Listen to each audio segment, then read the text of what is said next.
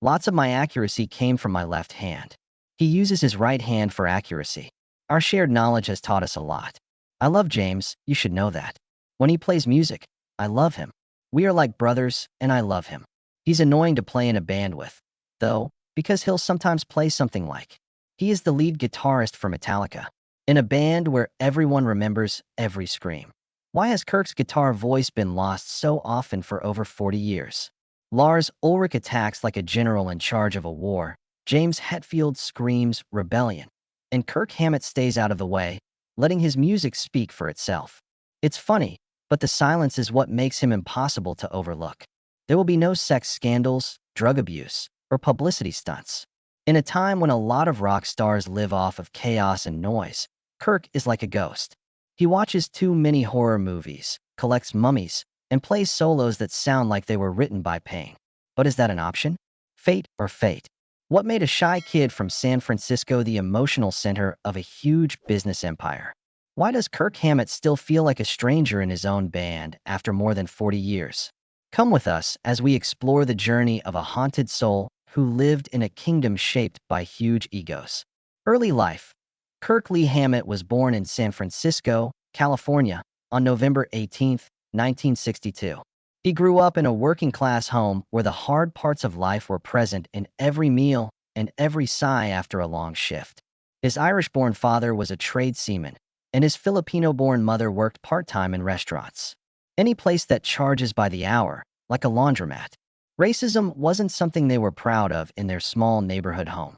It was a heavy load. The feeling that Kirk didn't really fit anywhere started when he was very young. Someone who is too Asian to be seen as a white American kid and too American to connect with Asian immigrants. As a child, he had light brown skin, curly hair, and a face that made it hard for his friends to put him into a category. They picked the easiest way to get there. He wasn't included. Kirk slowly pulled away from other people as he was picked on and left alone. It wasn't fun for him to hang out with other people or play sports, and he couldn't speak up in class. Those old scary movies, torn monster posters, and his bigger brother Rick's screeching cassette player music gave him a huge imagination, though. Kirk's first encounters with Led Zeppelin, UFO, and Jimi Hendrix were with Rick. Unusual electric sounds made the boy's heart beat faster for the first time. It was more than just music. It was a way to get to another world where feelings didn't have to be said out loud. After selling some toys and comic books, Kirk saved a little money. He bought his first guitar, a cheap Montgomery Ward SG, along with a Sears amp that made more noise than music. But it didn't bother him. And as soon as he touched the strings, he knew it was the voice he had been looking for. Others' kids wanted to be scientists or police officers, but Kirk wanted to be a ghost, hidden and soundless, but able to see everything.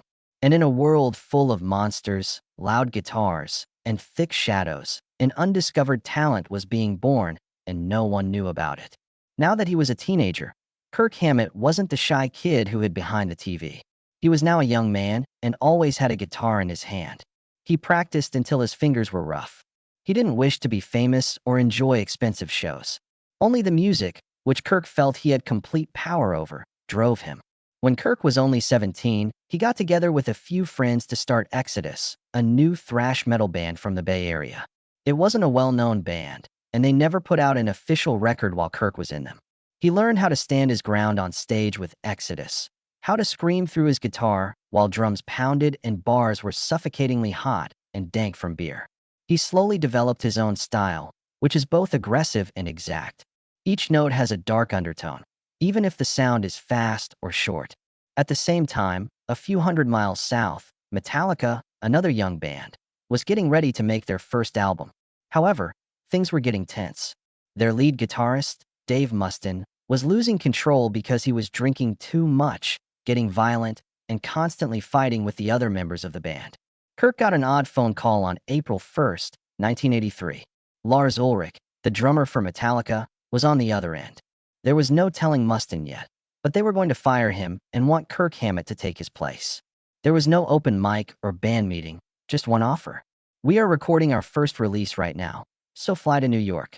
Kirk had more dreams that he wanted to fulfill after reading Exodus. Regarding Metallica, this was the only open door at that time. He didn't need time to consider.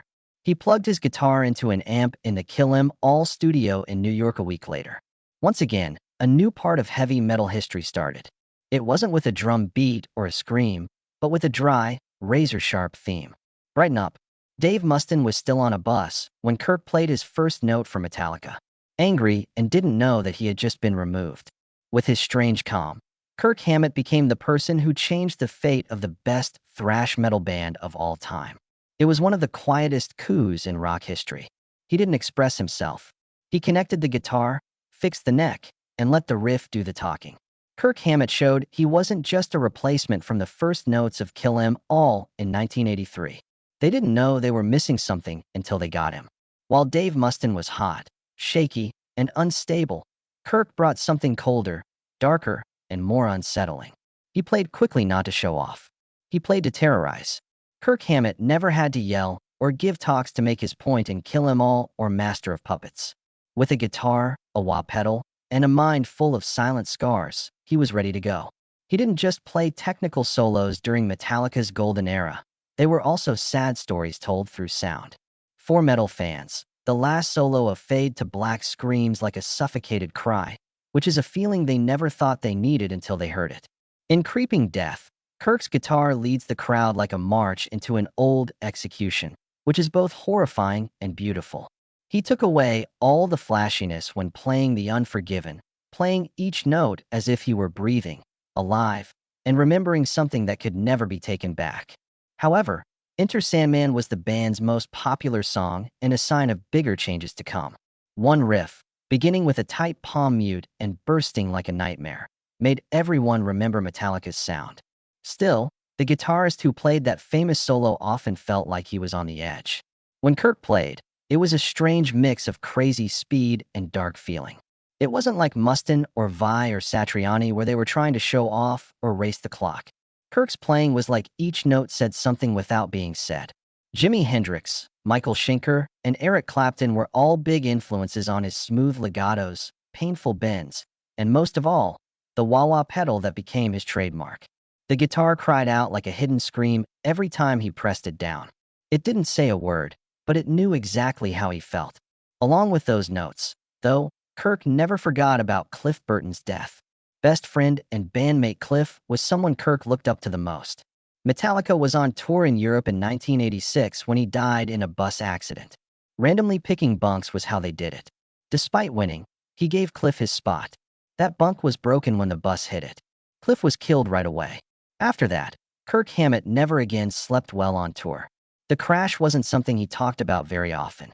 He did not say much at the funeral. He put his guitar away and played solos like there was no tomorrow. His sound changed forever after that night. It became darker and slower, like a broken bone that would never heal. Kirk was never the main person who wrote songs, not even when he was lead guitarist. As Metallica moved on from the Black Record, Hetfield and Ulrich became the main focus.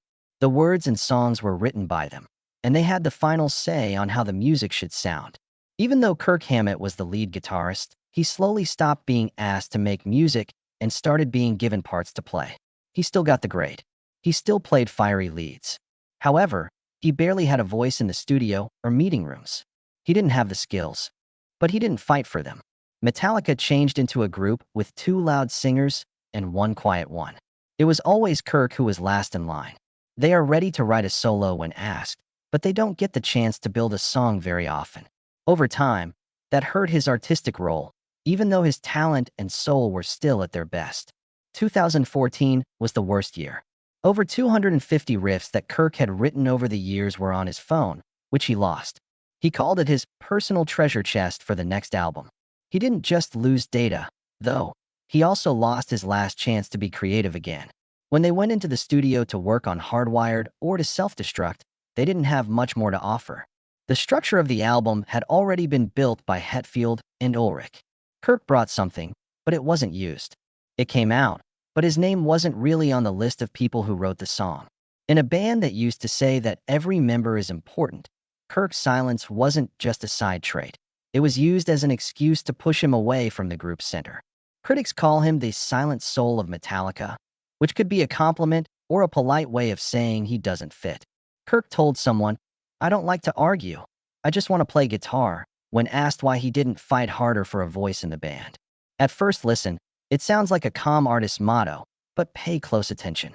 And it sounds like giving up after being turned down too many times. Maybe that's why Kirk Hammett puts everything he can't say into his solos. They're the only time he can still be fully himself. Personal life. If you picture a famous Metallica guitarist living in a fancy house, partying until dawn, and soaking up the attention, that's not Kirk Hammett.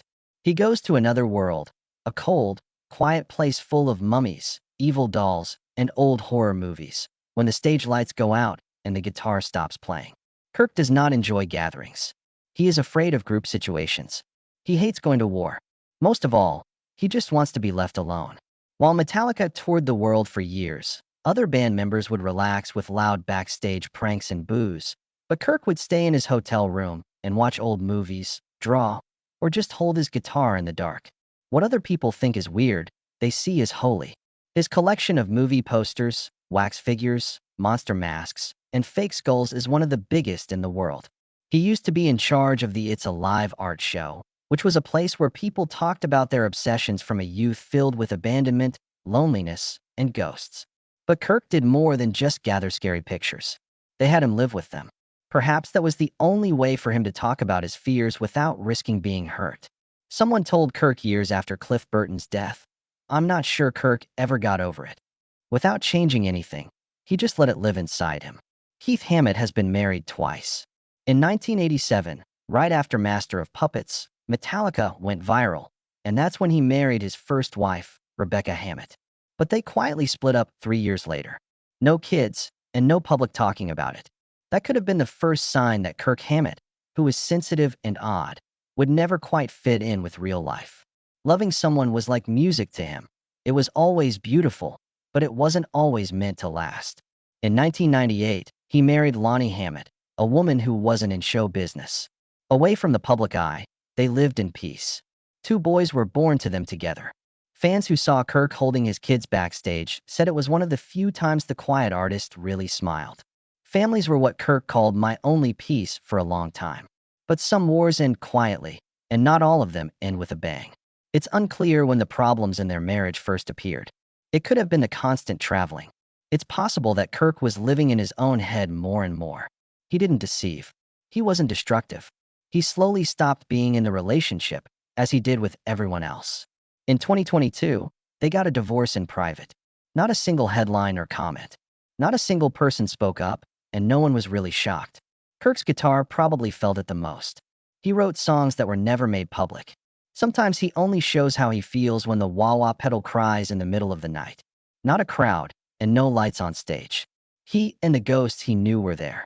During an art show, he joked, "If I didn't play guitar, I'd probably open a monster museum." How they are different is that I did both. And that picture of Kirk Hammett might be real. He's not a guitar hero or an ideal man. He's just someone whose life has been all over the place. Almost never raised his voice. Legacy and power. Metallica changed the world of music like a storm of steel, and Kirk Hammett was the calm wind that carried its soul. Never loud or trying to get attention. Nevertheless, it was he who added depth, feeling, darkness, and pain to Metallica's music. Not with speeches, but with solos that made a whole generation stop and listen for more than 40 years. Kirk helped define the sound of an age. In the black background, the unforgiving death of one comes into view. Each bears his unique mark, the quiet scream of a soul that could never be put into words. There are faster and more creative musicians out there than Kirk, but not many can get to the deepest parts of a listener's heart like he does. With wah-wah, using painful legatos and bends that sound like questions that haven't been answered. Many guitarists, including those in metal bands like Slipknot, Trivium, and Avenged Sevenfold, and underground musicians who still revere his name, were inspired by his style. This wasn't because he was flashy, but because he was brutally honest in how he felt. He shows that you don't always have to write the words, lead the charge, or tell the band what to do. To stay the calm heart that keeps its soul whole. The third face in the world of guitars, after Hetfield and Ulrich. But fans will always remember Kirk Hammett as the one who made them cry with Fade to Black, shiver at what shouldn't be, and feel lost with the 2 people who haven't forgiven each other. The magazine Rolling Stone named him the 11th best guitarist of all time in 2003. From Moscow to Sao Paulo, from small bars in the Bay Area to Wacken's huge crowds, he's played on all sorts of stages. But when he shows up, no one screams his name. Instead, they wait for his guitar to play. And everyone gets it when it does. There are no words needed for this music because it was made by someone who has never been heard. This day and age, Kirk Hammett is still hunched over his guitar on stage with Metallica, as if he were praying. He had long, wavy hair that was streaked with gray. His body wasn't as flexible as it was during the Master of Puppets era, but he still had fire inside him. That flashing flame that burns behind every painful turn still burns in a strange, steady way. There wasn't a loud second chance. There was no big solo launch like many famous guitarists do. In Portals, 2022, a 4-track instrumental EP that wasn't aimed at a crowd or specific ears, Kirk quietly shared a piece of his soul. It didn't sound like Metallica. That sound was Kirk. It is dark, cinematic, and organized like a dream at midnight, and every sound was made by instinct. This may have been the only statement Kirk Hammett ever wrote for himself. Metallica was in the second year of their biggest tour since World Magnetic in 2024, the M72 World Tour. Kirk was still there, playing his worn-out black guitar. He was bowing so low that it looked like he might disappear into the stage. In Hamburg, Paris, Gothenburg, Madrid, and Mexico City, he played. In Mexico City, Metallica played 2 nights with 2 very different set lists. It was a tough test for any musician. Kirk, who is 62 years old, had to have not only endurance, but also the will to live through the sounds that used to consume his soul. He made a mistake in the beginning of Nothing Else Matters at one show, which led to jokes about him on the internet. But Kirk did not answer. He did nothing but bow his head and play. To him, making mistakes wasn't a bad thing. It was wrong to act like there was nothing more to say. During these world tours, Kirk started working on his first full-length solo record in secret. This album was completely unrelated to Metallica. He wouldn't play by himself like in Portal. He asked singers he liked from different styles, like classical, funk, and progressive metal, to help him make a world where he didn't need permission from anyone. I am uncertain if it will be a success. It is imperative that I complete it before I ultimately pass away. Year 2024, Kirk Hammett.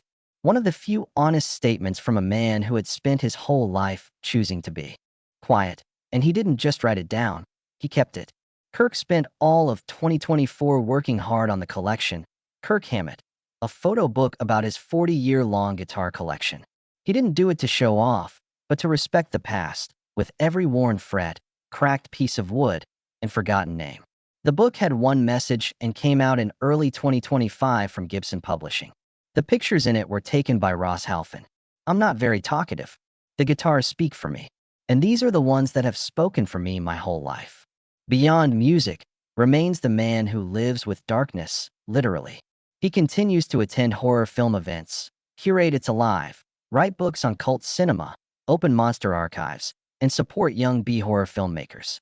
While many artists live to be seen, Kirk lives to be felt, even if only by a few. He doesn't make shocking statements. He's not on social media. He doesn't appear on television. But every week he's still on stage, playing through dozens of songs he never thought he'd still have the strength to remember. His solos in the Unforgiven or Welcome Home, Sanitarium, no longer cut as sharply. But they ache more, slow down more, and sound like the size of a soul that has witnessed too much. In 2025, as Metallica continues its North American leg of the tour, is still with them, carrying a soft smile, a wah-wah pedal, and a soul that never truly left the place it began. No one waits for Kirk to shine. They wait for him to step out of the shadows, because only he can lead them back to where Metallica truly began, where emotion has no words, only sound. In the fiery metal world of Metallica, where Hetfield screams and Ulrich's drumsticks constantly demand to be heard, Kirk Hammett exists as a paradox. He doesn't fight to be named. He doesn't need to stand center stage to be honored. He steps back, bows his head, and lets his guitar speak all the things he's never been able to say. From a bullied mixed-race kid in San Francisco to the man behind immortal solos like Fade to Black, The Unforgiven, Enter Sandman. From the trauma of losing his best friend Cliff Burton to the bitter silence of being sidelined in the songwriting process, Kirk chose silence, kept playing, and survived through music. He wasn't the one who charted Metallica's path, but he's the one who kept its soul intact. When James screams and Lars strikes, it's Kirk who holds the emotion together, with solos like muffled cries in the middle of a battlefield. And maybe that's why, after more than 40 years, he's still here, still playing, still writing, still believing that you don't need to shout to be heard, that being honest and having a guitar is enough to survive in a world of giant egos. What do you think of Kirk Hammett's journey? What is it about his playing that leaves you speechless? Leave your thoughts, feelings, and reflections in the comments below. And if you too believe that sometimes silence is the loudest music of all, don't forget to hit like and subscribe to join us in discovering more of these great silent souls.